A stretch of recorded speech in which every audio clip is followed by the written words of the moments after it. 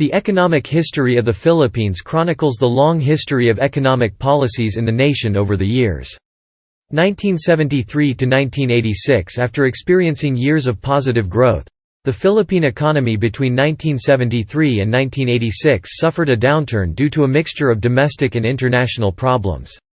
Those were the years the country was under Ferdinand Marcos and martial law, witnessed the assassination of Benigno Aquino Jr., saw changes to the Philippine energy law, and the popularity of the EDSA People Power Revolution. Declaration of martial law. President Ferdinand E. Marcos declared martial law in the midst of rising student movements and an increasing number communist and socialist groups lobbying for reforms in their respective sectors.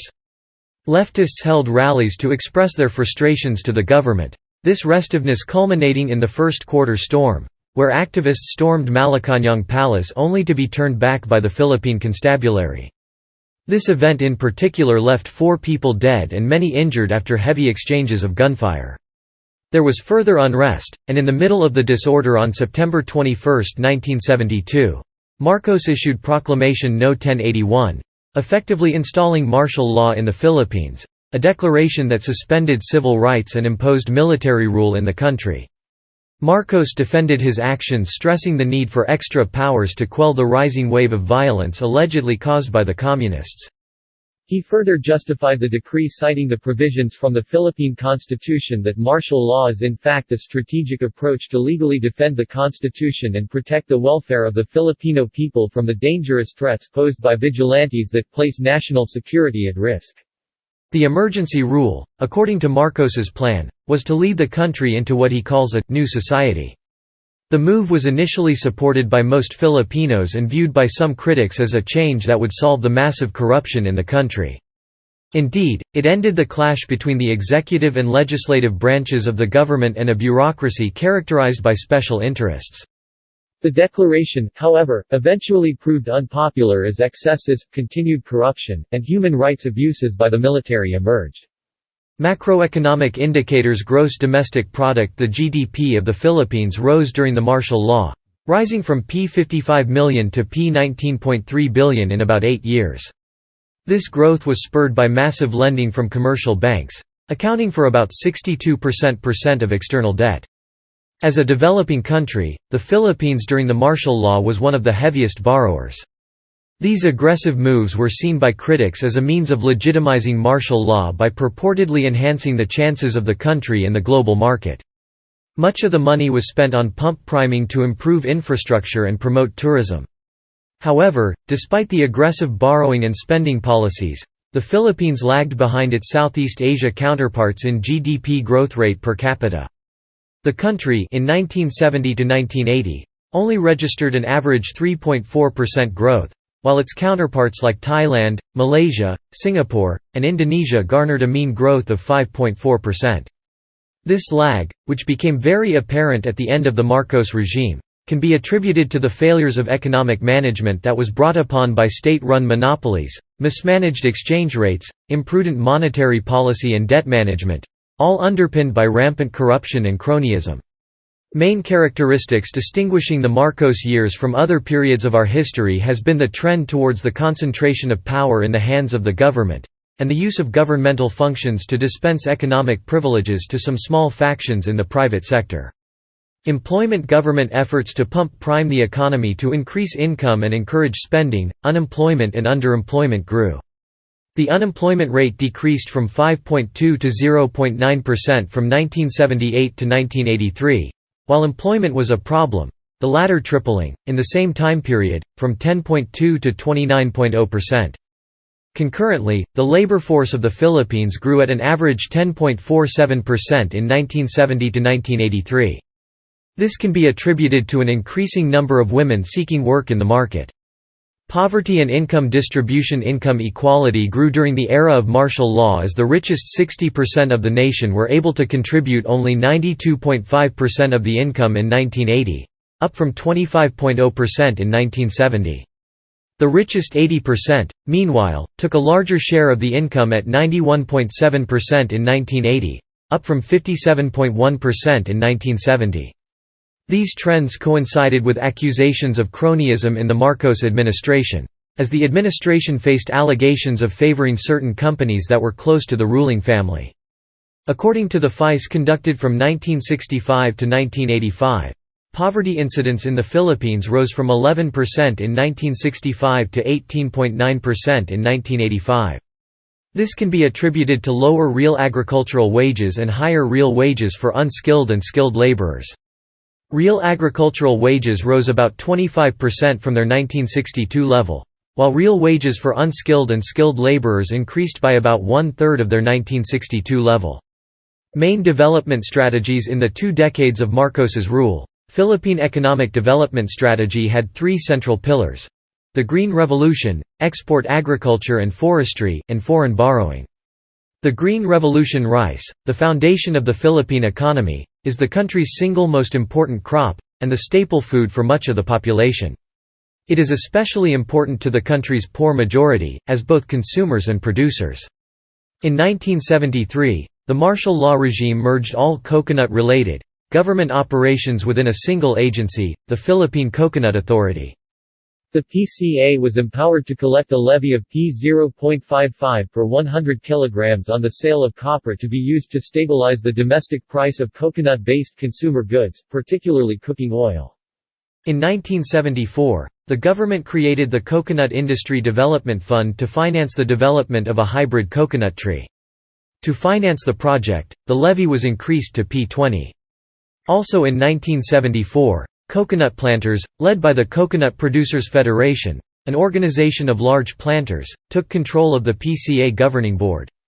In 1975 the PCA acquired a bank, renamed the United Coconut Planters Bank, to service the needs of coconut farmers, and the PCA director, Eduardo Cojuangco, a business associate of Marcos, became its president. Levies collected by the PCA were placed in the bank, initially interest-free. The architects of this technology had one overriding objective: increased food production. Proponents of the strategy expected, however, that the new rice technology would also have a positive distributional impact on the poor. 3 major benefits were taken to be virtually self-evident. 1. Increased rice output would, ceteris paribus, lower the price of rice. Since the poor spend a larger fraction of their income on food than the rich do, the idea is that they would benefit excessively. 2. Poor farmers would share in the gains to rice producers. The new technology was labor-intensive. This would be a special advantage to smaller growers who have lower labor costs. 3. Landless agricultural workers would benefit too. Thanks to the increased demand for labor and the resulting increased employment and higher wages. New rice technology. 3 essential elements. The following key factors of the new rice technology were interdependent. That is, if one was absent, the productivity of the others was greatly reduced. 1. High-yielding, or, modern, rice varieties originated at the Erie 2. Chemical fertilizers, to which these varieties are highly responsive. 3. Water control, notably irrigation in the Philippine setting. Among these, water control remains a key constraint in Philippine rice agriculture. Improvements in often can be most efficiently achieved by the mobilization of community labor. But this poses problems with respect to public welfare. How will labor commitments and other costs be apportioned? How will irrigation water be fairly allocated? In some places, these problems have been resolved, but elsewhere, conflict and mistrust among individuals have impeded collective action. The Green Revolution brought temporary relief from this impasse, allowing the country to achieve substantial rice yield increases via the shift to new seed fertilizer technology. But constraints in irrigation did not permit the new varieties to attain their full potential yields, nor did it permit much increase in multiple cropping. Green Revolution. Overall effect. In the early 1990s, the average coconut farm was a medium-sized unit of less than 4 hectares. Owners, often absentee, customarily employed local peasants to collect coconuts rather than engage in tenancy relationships. The villagers were paid on a piece rate basis.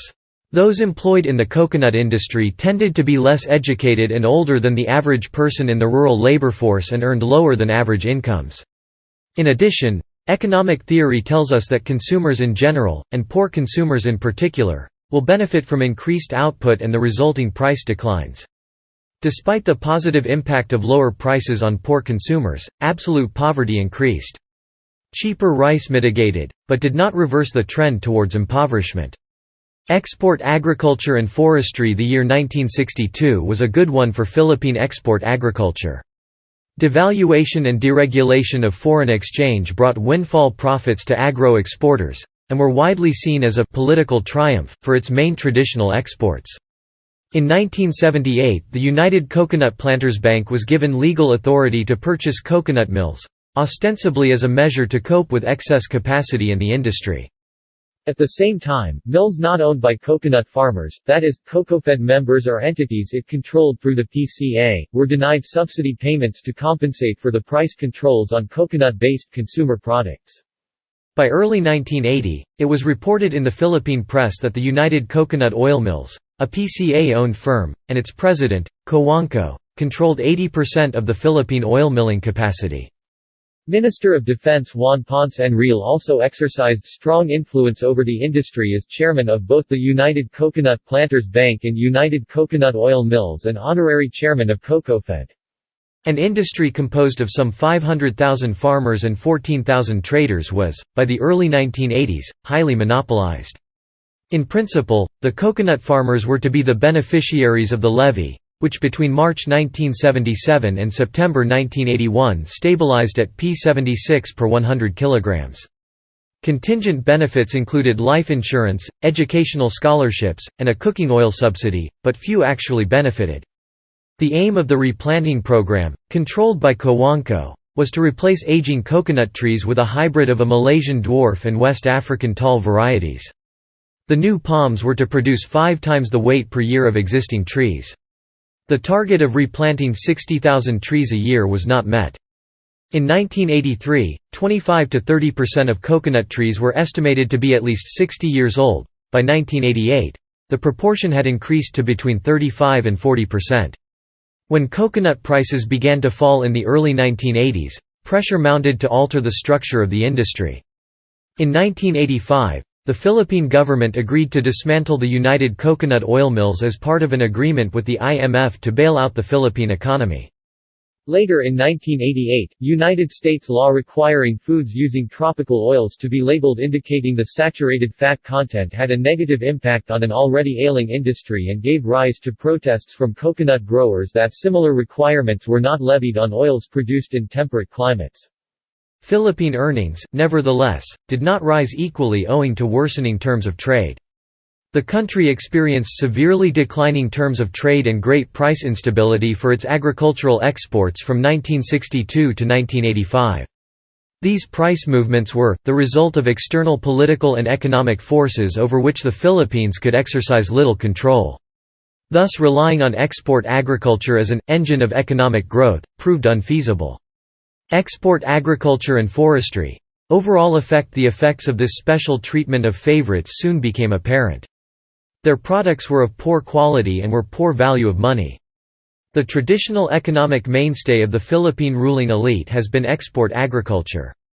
Development strategy in the Marcos era continued to rely on this sector as a major source of income and foreign exchange. Between 1962 and 1985, export crop acreage more than doubled. Earnings did not rise commensurately, however, owing to worsening terms of trade. Foreign borrowing. The debt for development strategy. Foreign borrowing was a key element in Philippine development strategy during the Marcos era. The primary rationale was, borrowed money would speed the growth of the Philippine economy, improving the well-being of present and future generations of Filipinos. Debt-driven growth. 1970 to 1983, the Marcos regime cornered an increasing share of the profits from the traditional export crops, sugarcane and coconut. The result was a redistribution of income from agro-export elite as a whole to a politically well-connected subset of that elite. In declaring martial law, Marcos promised to save the country from an oligarchy that appropriated for itself all power and bounty. But while he did indeed tame selected oligarchs most threatening to his regime, was a new oligarchy of Marcos and his relatives and cronies which achieved dominance within many economic sectors. While foreign loans sustained decrease in the 1970s, crony abuses brought economic disaster in the early 1980s. Most fundamentally, martial law perpetuated important shortcomings of the Philippine capitalism, because Marcos was merely expanding earlier patterns of patrimonial plunder. Particularistic demands continued to prevail, the difference being that one ruler now appropriated a much larger proportion of the state apparatus toward the service of his own private end. As the economic crisis intensified, especially after the 1983 assassination of opposition leader Benigno Aquino, the IMF transformed itself from doting parent to vengeful god, and forced a wrenching process of economic stabilization that induced severe recession. This heightened the regime's unpopularity, assisted the continuing growth of both leftist and moderate resistance throughout the archipelago, and paved a way for the Marcos regime's demise amid the People Power uprising of February 1986. More thoroughgoing attempts at reform awaited the advent of a new democratic era. Marcos increased the stature of technocrats within the government and, through their public rhetoric in favor of policy reform, helped to ensure the continued flow of loans into the country.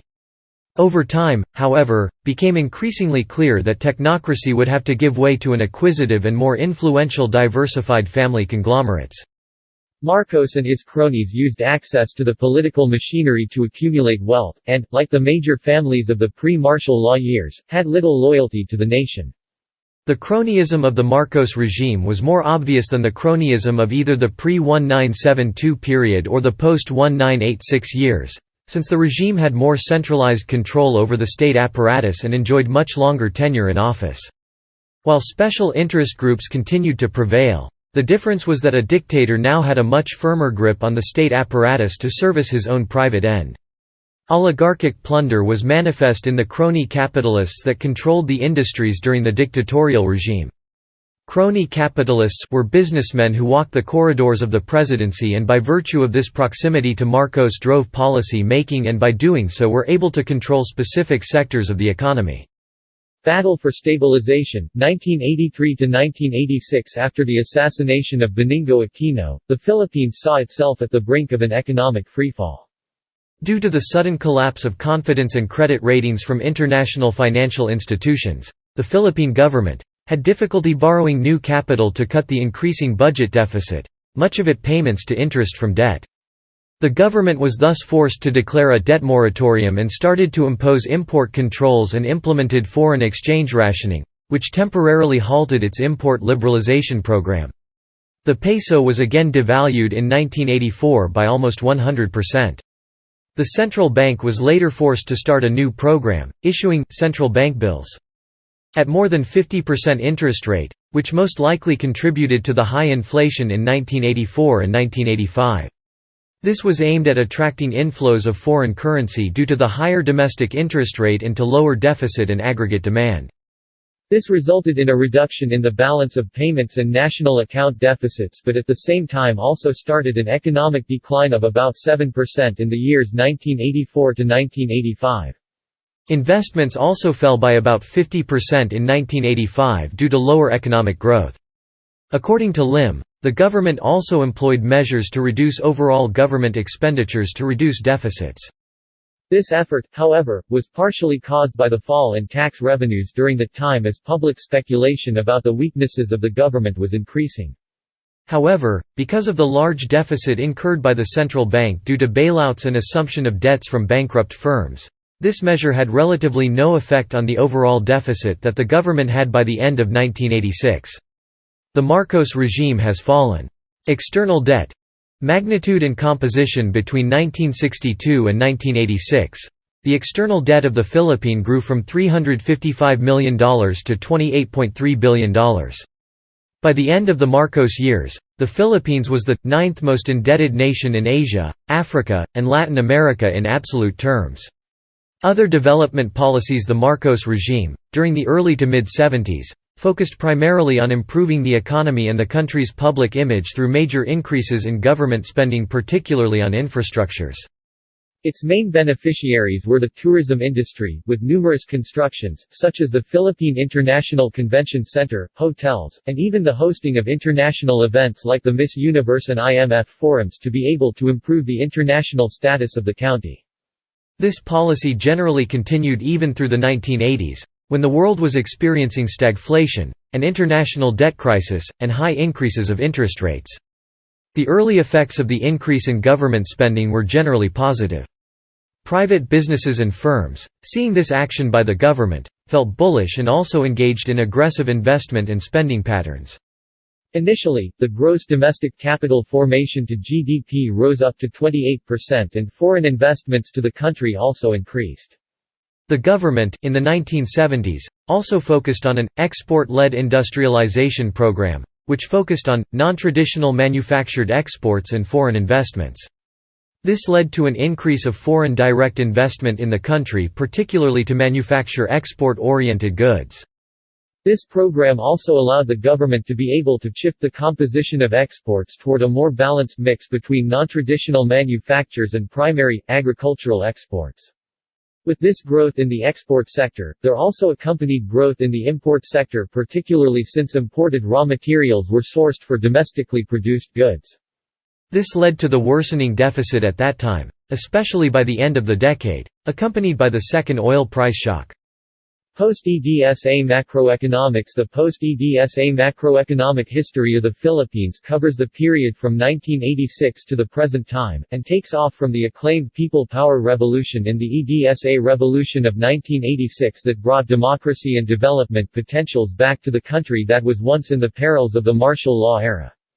From days, months, and even years of economic and financial collapse towards the end of that martial law era came revolution, reform, and sustenance spearheaded by the Aquino, Ramos, Estrada, and Arroyo administrations that saw the Philippines get back on track and even through some of the wildest financial and political crises, such as the succeeding EDSA revolutions, the Asian financial crisis, and the most recent bubble bursts, among others. Revolutions, liberal ideas, and reforms aided the country towards robust growth, and crucial policies were conceptualized, developed, and enacted by the presidents and the advisors who supported them. The period also featured the emergence of civil society as important proponents of development, trade reforms and protections, improvements in exports and export-oriented manufacturing, and decentralization as an important takeoff point for regional development.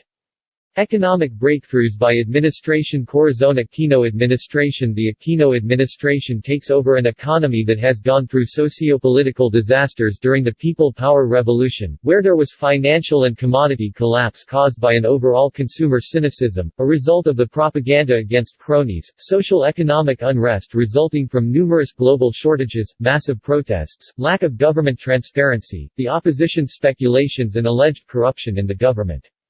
At that point in time, the country had debt that began crippling the country, which slowly made the Philippines the Latin American in East Asia, as it started to experience the worst recession since the post-war era. Most of the immediate efforts of the Aquino administration was directed in reforming the image of the country and paying off all debts, including those that some governments were ready to write off, as possible. This resulted in budget cuts and further aggravated the plight of the lower class because the jobs offered to them by the government was now gone. Infrastructure projects, including repairs, were halted in secluded provinces, turning concrete roads into asphalt. Privatization of many government corporations, most catering utilities, was the priority of the Aquino administration, which led to massive layoffs and inflation. The Aquino administration, however, was persistent in its belief that the problems were caused by the previous administration. Growth gradually began in the next few years of the administration. Somehow, there was still a short-lived, patchy, and erratic recovery from 1987 to 1991 as the political situation stabilized a bit. With this, the peso became more competitive, confidence of investors was gradually regained, positive movements in terms of trade were realized, and regional growth gradually strengthened. There were other key events in the administration that affected the economy. Perhaps the first most important, aside from the ratification of the 1987 Constitution, would be the administration's pushing for a more open political framework where the administration somehow gave in to the interests of new economic actors. This approach, which also proved important in regaining the confidence of investors, whether domestic or foreign, was definitely unthinkable during the Marcos era. The administration was also characterized by the rescheduling and management of international debts. An exhibition perhaps of the fact that other external entities also sympathized with what happened to the Philippines and also allowed the Philippines to get back on track before anything else. Development in this administration, however, was slightly bothered by some unforeseen circumstances such as organized coups by the reformed armed forces movement in 1991. Negotiations with Mindanao also stalled development along with the coup attempts. The Philippines was also hit by the oil price hike effects of the Gulf War. Pressure on government spending and safety nets was intensified as natural calamities like earthquakes and the eruption of Mount Pinatubo plagued the country, and the problem of daily power outages that affected the populace. One of the most important policies of the administration is the launching of the Comprehensive Agrarian Reform Program in June 1988, which involved the acquisition and redistribution of all agricultural lands within a time frame of 10 years. So far, the law has already had numerous accomplishments since it was actually passed. There were setbacks, however, in the overall implementation of this reform program, such as the Garchitorena scandal tainting the Department of Agrarian Reform and supposedly exposing inefficiencies in the government bureaucracy. Another important breakthrough involved in the program was the fact that the program was also seen as a way to address poverty and equity issues. Also important in the administration were the trade reforms. The trade reforms pushed by the administration were those that improved export growth and foreign trade through the abolishing of export taxes, the gradual liberalization of imports, and the imposition of an anti-export bias ideal. The reforms also involved the reduction in trade barriers, more specifically by removing restrictions on imports and reforming the import licensing system. Tariff rates were also eventually reduced to encourage more foreign trade. The administration was also a big part in the realization of the ASEAN Free Trade Area, which also served as encouragement for foreign trade. Some other policies in the administration included fiscal contraction in order to control and manage inflation. The administration was also able to reorganize the National Economic and Development Authority, or NEDOC, to its present form last July 22, 1987, and the Philippine Exporters Confederation in October 1991. The administration was also instrumental in introducing a new framework for infrastructure development which said that, the government should provide the enabling policy environment for greater private sector participation in infrastructure provision. As for industry dispersal and regional growth, the administration conceptualized and enforced the Local Government Code of 1991, which increased the autonomy and development of local government units through decentralization. Ramos administration. The Ramos administration basically served its role as the carrier of the momentum of reform and as an important vehicle in hastening the pace of liberalization and openness in the country.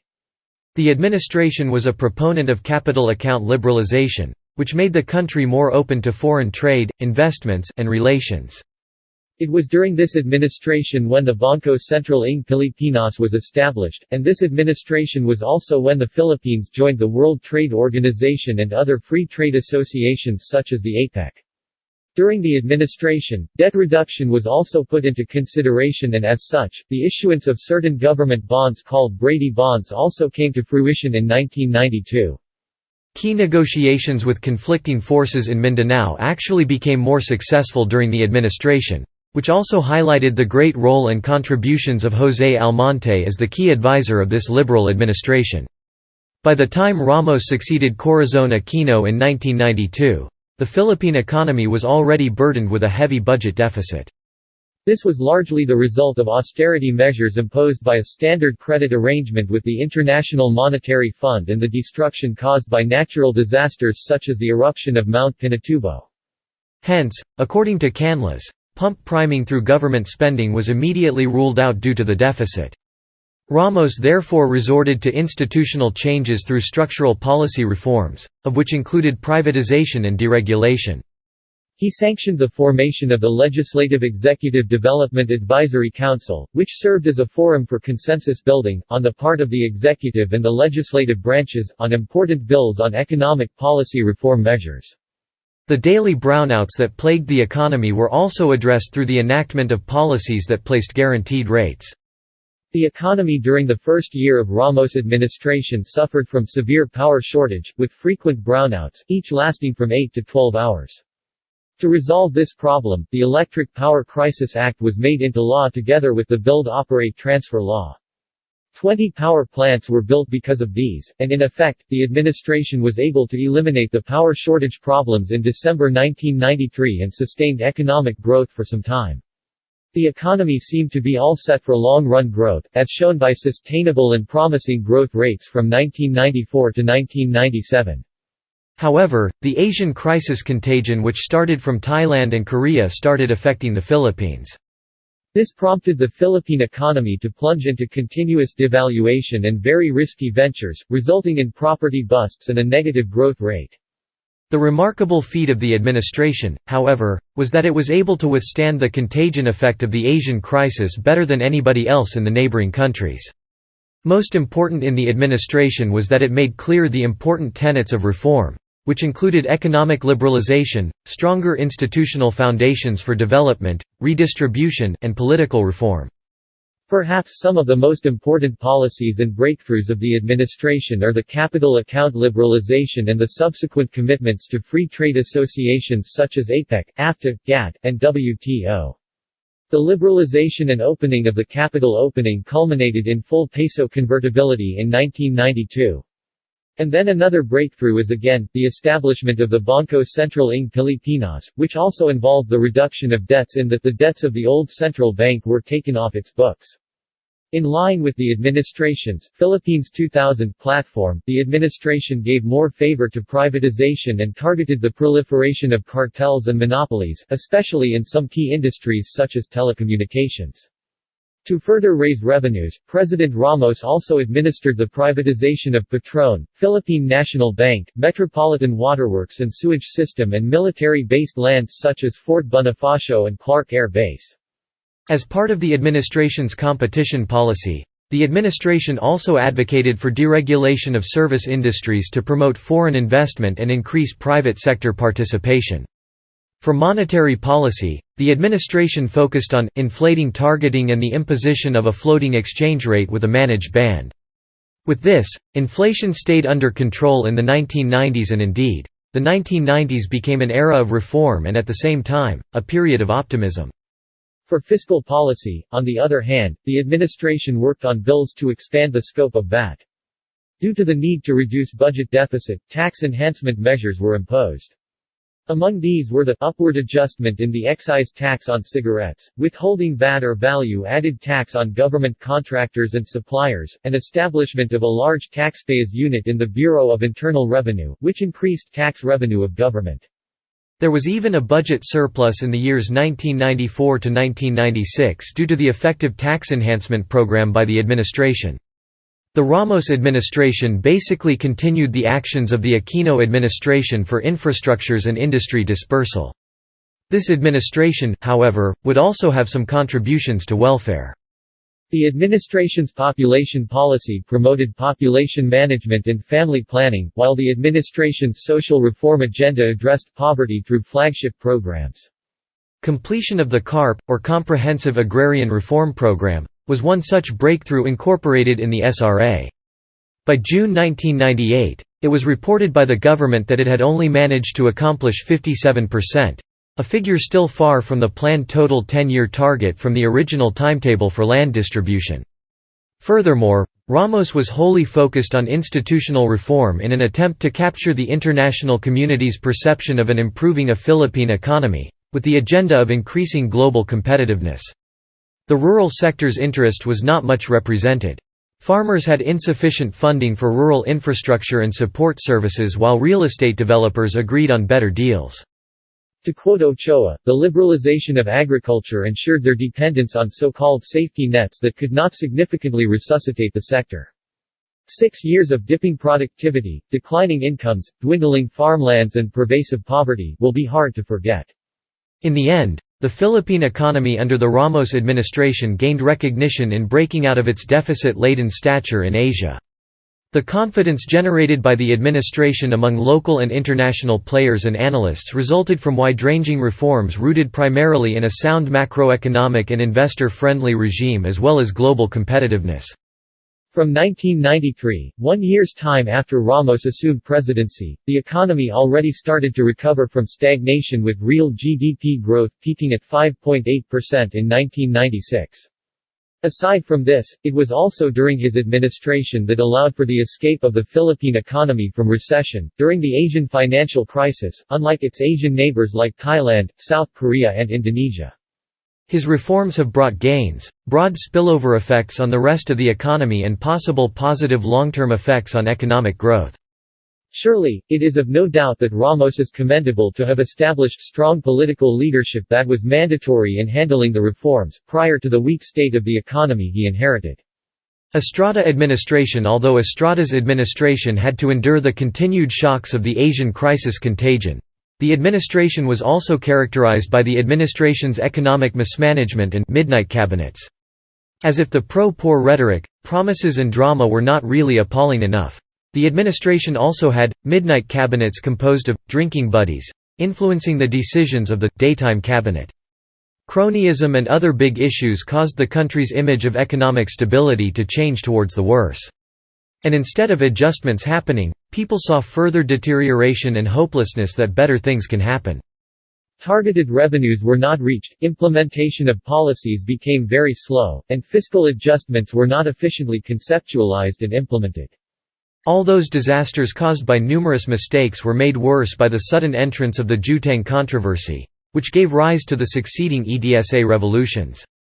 Despite all these controversies, the administration still had some meaningful and profound policies to applaud. The administration presents a reprise of the population policy, which involved the assisting of married couples to achieve their fertility goals, reduce unwanted fertility and match their unmet need for contraception.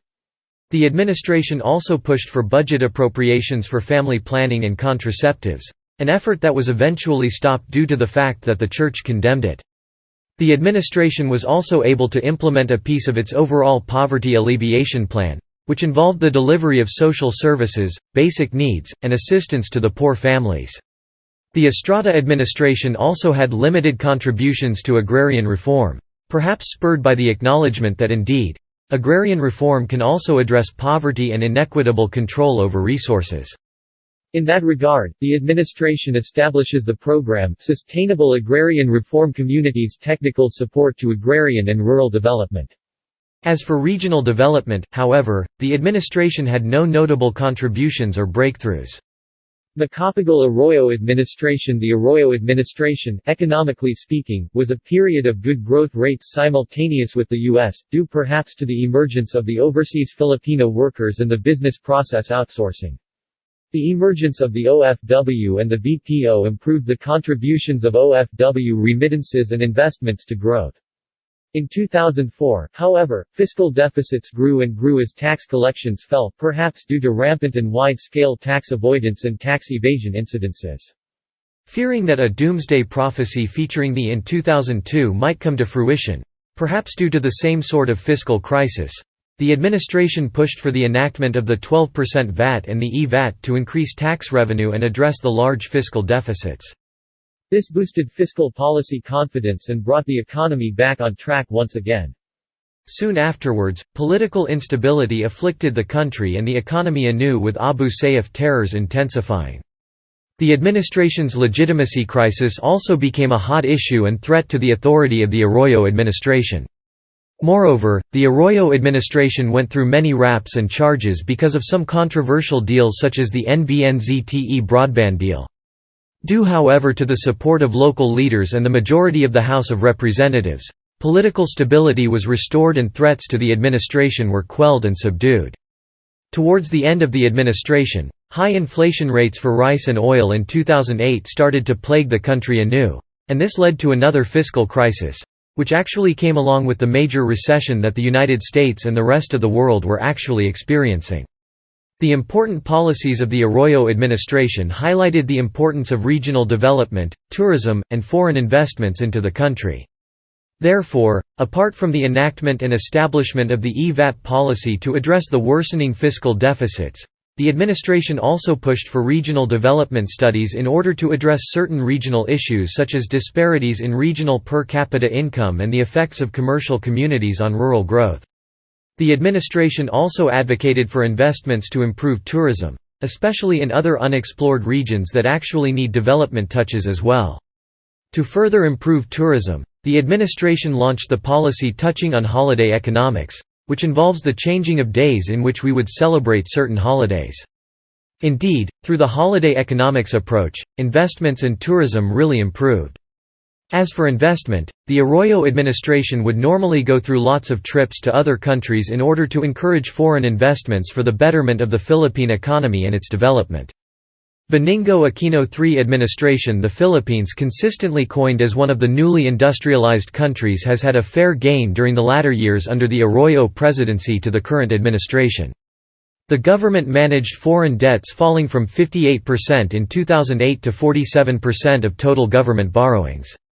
According to the 2012 World Wealth Report, the Philippines was the fastest-growing economy in the world in 2010 with a GDP growth of 7.3% driven by the growing business process outsourcing and overseas remittances.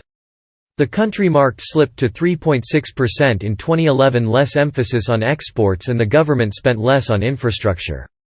Also, the disruption of the flow of imports for raw material from floods in Thailand and the tsunami in Japan have affected the manufacturing sector in the same year. The Philippines contributed more than $125 million as of end 2011 to the pool of money disbursed by the International Monetary Fund to help address the financial crisis confronting economies in Europe. This was according to the Bangko Sentral ng Pilipinas, which reported Tuesday that the Philippines, which enjoys growing foreign exchange reserves, has made available about $251.5 million to the IMF to finance the assistance program, the Financial Transactions Plan, for crisis-stricken countries.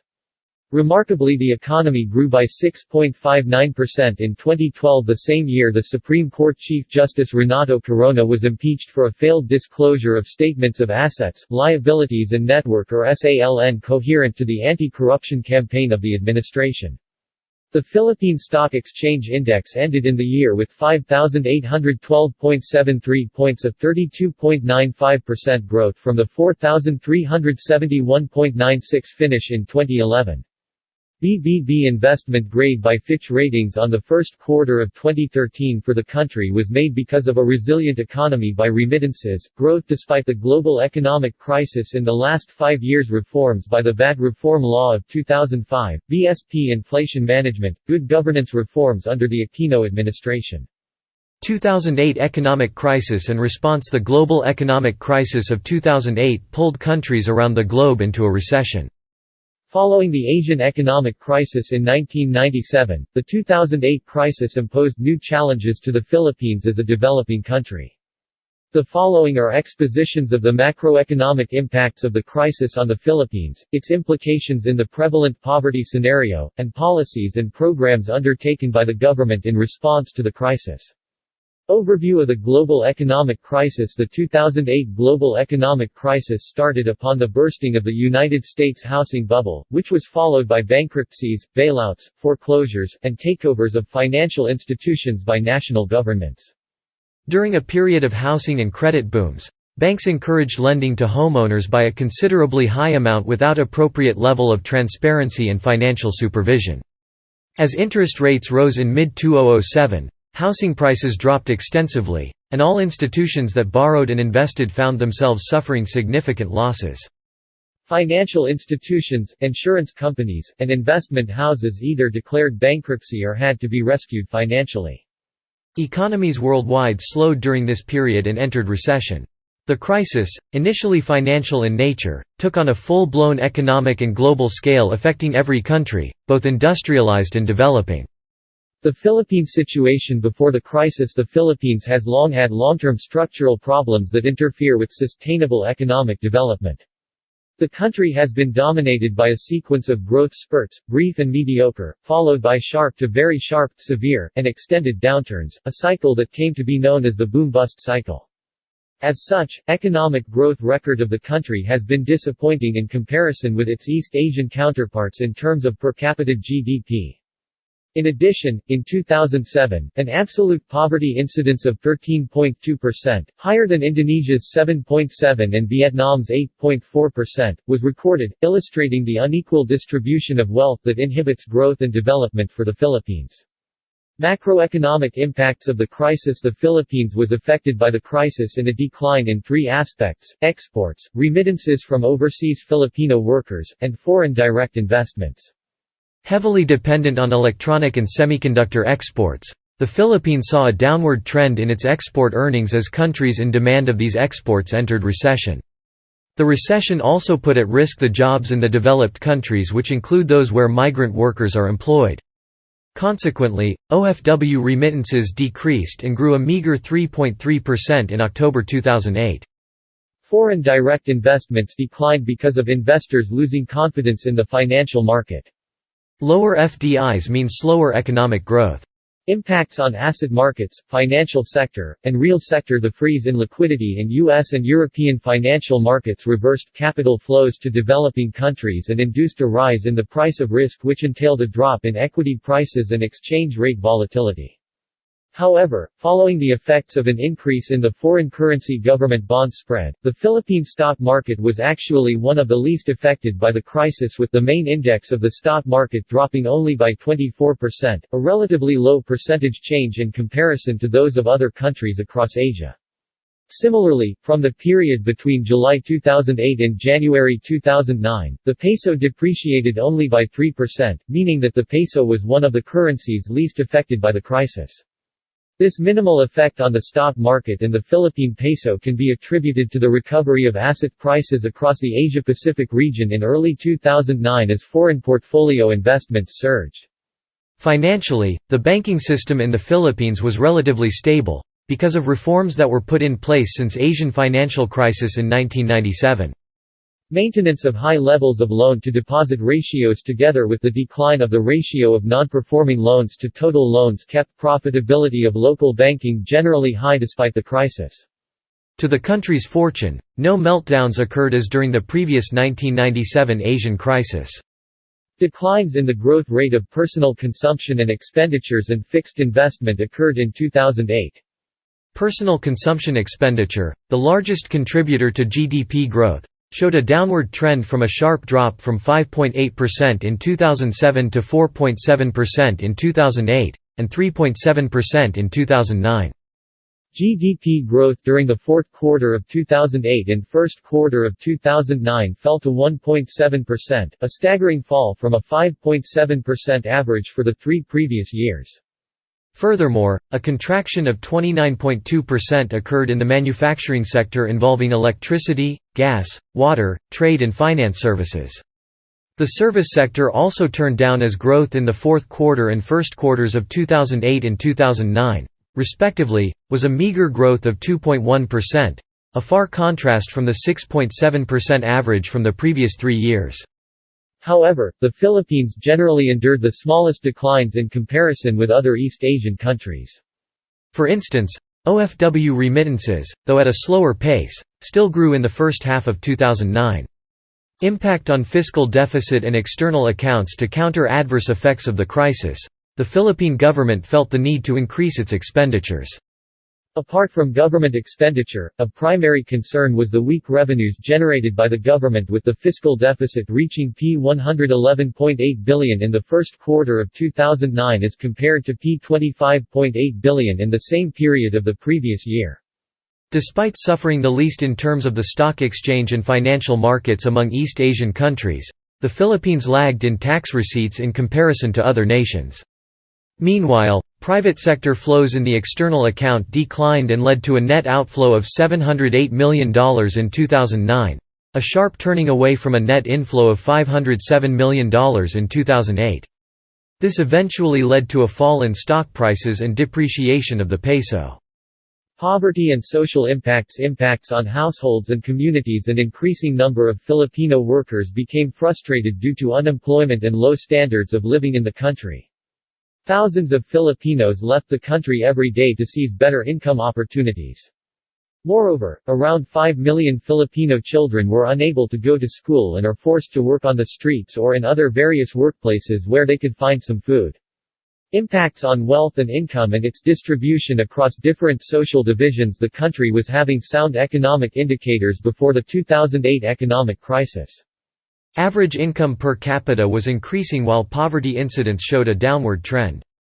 Average income per capita rose by 2% in 2007 and 2008, whereas poverty incidence dropped from 33.0% in 2006 to 31.8% in 2007 and 28.1% in 2008. Output growth plunged in 2009, causing real mean income to fall by 2.1%, resulting in an upward pressure on poverty incidence. Most hit were households with associations to industry, resulting in the average income to drop to levels below that of 2007. Similarly, wage and salary workers were hit significantly. Surprisingly, the poorest 20% did not suffer the same fate they suffered in crises past. The global economic crisis put a halt on the highly promising growth trend of the Philippine economy and forced 2 million Filipinos into poverty. Coping strategies. Finances. Close to 22% of the population reduced their spending, 11% used their existing savings for consumption, 5% pawned assets, 2% sold assets, 36% borrowed money and 5% defaulted on debts. Education. To reduce spending, households had to risk the quality of education of their children. Some children were transferred from private to public schools, while some were withdrawn from school. Moreover, parents reduced the allowance of the students, and resorted to second-hand uniforms, shoes and books. Health. Coping strategies may have negative effects on their long-term health, as these affected households commonly resort to self-medication, or shift to seeing doctors in government health centers and hospital. Many households in the urban sector shifted to generic drugs, while rural households tended to use herbal medicines, such as sambong for colds and kidney stones. Entertainment. Some people copied by watching popular action films, such as Banta Ng Hahapon. Policy responses. Efforts of poverty alleviation, reduction, eradication. The medium-term Philippine Development Plan was implemented during the Ramos administration and later on continued by the following administrations to help reduce poverty in the country and improve on the economic welfare of the Filipinos. The Ramos administration targeted to reduce poverty from 39.2% in 1991 to about 30% by 1998. The Estrada administration then targeted to reduce poverty incidence from 32% in 1997 to 25 to 28% by 2004, while the Arroyo government targeted to reduce poverty to 17% by creating 10 million jobs, but this promise was not fulfilled by the administration. President Benigno Aquino III planned to expand the conditional cash transfer program from 1 to 2.3 million households, and several long-term investments in education and healthcare. Also, in September 2010, Aquino met with U.S. Secretary of State, Hillary Clinton, during the signing of the $434 million Millennium Challenge Corporation grant in New York. The MCC grant would fund infrastructure and rural development programs in the Philippines to reduce poverty and spur economic growth.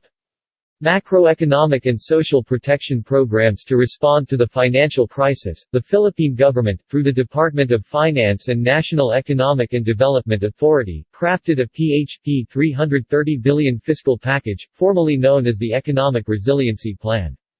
The ERP was geared towards the stimulation of the economy through tax cuts, increased government spending, and public-private sector projects that could also prepare the country for the eventual upturn of the global economy. The implementation of ERP was spearheaded by NEDA with the following specific aims: to ensure sustainable growth, attaining the higher end of the growth rates, to save and create as many jobs as possible, to protect the most vulnerable sectors, the poorest of the poor, returning OFWs, and workers in export industries, to ensure low and stable prices to support consumer spending, and to enhance competitiveness in preparation for the global rebound. Regional responses. The network of East Asian think tanks proposed the establishment of the Asia Investment Infrastructure Fund to prioritize the funding of infrastructure projects in the region to support suffering industries. The AIIF, as well as multilateral institutions, also promotes greater domestic demand and intra-regional trade to offset the decline in exports to industrialized countries and narrow the development gap in the region.